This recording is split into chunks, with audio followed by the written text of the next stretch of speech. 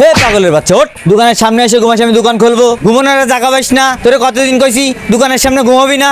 ওঠ। এ ভাই, ও তো আপনার দোকানের সামনে শুলি কোনো সমস্যা তো হয় না, ও তো কোনো সমস্যা করে না, ও তো আর কোনো ক্ষতি করতেছে না আপনার, তা কুকুরের মতো তাড়াই দিচ্ছেন কেন? তাড়াই দেবো না তো কি করবো? প্রতিদিন দোকানের সামনে ঘুমায়, তোমার বেশি মায়া লাগলি তোমার দোকানের সামনে নিয়ে ওরকম পড়াও।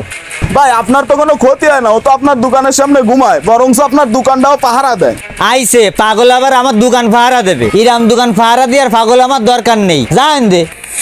এই, তুই এই পাশে এসে ঘুমাবি আজকের থেকে যা হয়ে যাক, তোর সাথে বলে সম্পর্ক নেই কোনো ওই দোকানের, এই পাশে চলে আয়।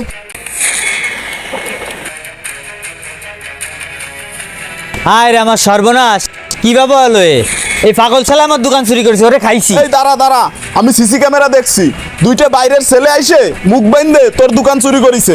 ও থাকতে আমার দোকান চুরি হয় কিভাবে? ও ছিল না রাত্রি, ও ঠেকাবে না? ও তোমার দোকান চুরি হয়ে ঠেকাবে কে? কালকে তুমি কি কইছিলা মনে করে দেখো। আইসে পাগল আবার আমার দোকান ফাহারা দেবে? ইরাম দোকান ফাহারা দিয়ে আর পাগল আমার দরকার নেই। আবার কি ক্ষতি হলো রে ভাই? পৃথিবীতে মানুষ মানুষের জন্য, কে কখন কার উপকারে আসে তা কেউই জানে না। ভিডিওটি ভালো লাগলে লাইক কমেন্ট শেয়ার করে পাশে থাকবেন, আর আপনি নতুন হলে পেজটিকে অবশ্যই সাবস্ক্রাইব এবং ফলো করবেন। সকলকে ধন্যবাদ।